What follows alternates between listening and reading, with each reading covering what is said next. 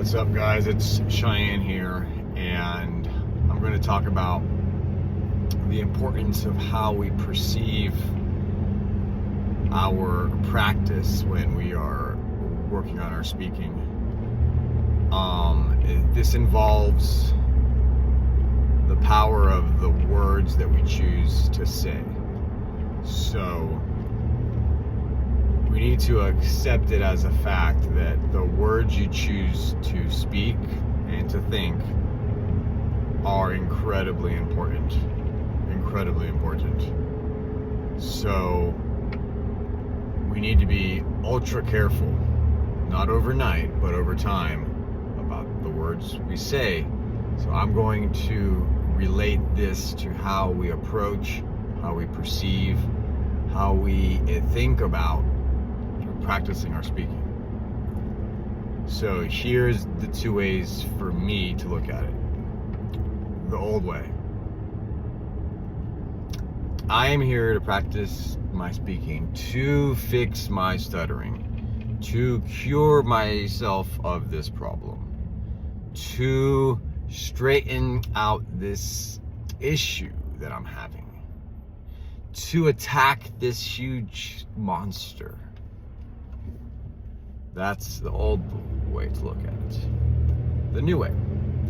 I am here to practice, to cultivate my voice. I am here to practice, not overnight, but over time, to become best friends with my voice.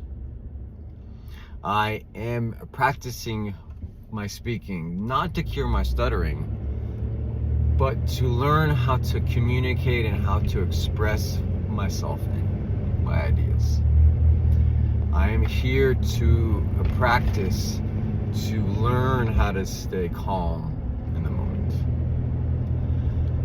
So if you pay attention, the first example of how I used to look at it was starting from a place of being very stressed out, having a problem that I have to attack and to kill. And that's like putting out a fire with a fire. So you have a stuttering thing, and that's your fire, that you're like, oh my God, this thing is just taking all my energy. Well, you're gonna try to put it out with a fire and to hammer it out. It's not going to work. The other option is to extinguish the fuel that the fire is using to stay lit. So you're putting all our energy on the stutter, to fix the stutter, to fix the stutter. The other option is to put all your energy on cultivating a new voice. So the stutter was the old voice. Now we're going to plant a seed and cultivate something totally new. So we're not trying to fix the old.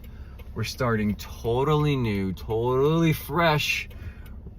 We're planting a new seed. So everything that we do is going to feel new. It's not going to feel very normal to us, but that's how it's supposed to feel, because we're planting a new seed and we're cultivating a new voice that's coming from a totally different place.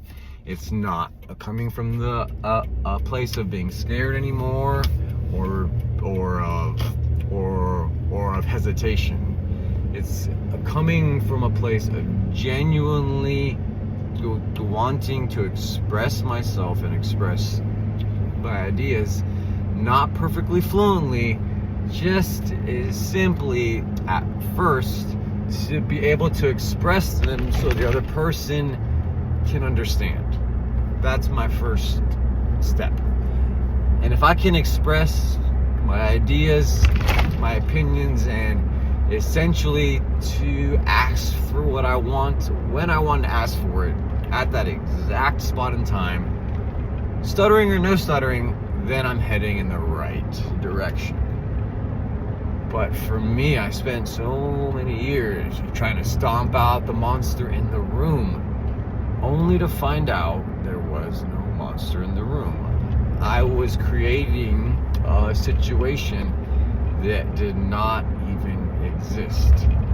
I was holding a problem in my hand, and when I opened my hand, there was nothing in there, and it was very frustrating because I could swear there was something in there, and I open it and there's nothing in there. So I had to swallow the pill and say there is nothing in here. So I'm trying to exterminate something that literally it doesn't even really exist, because I made the whole thing up myself. It's not that I'm being very mean to myself. I walked into some patterns and some ideas of how I thought I was supposed to live my life that were handed down to me, and some things that happened to me that were not so bueno, that in a culmination of events that I made the unconscious choice to live my way according to the way I was living.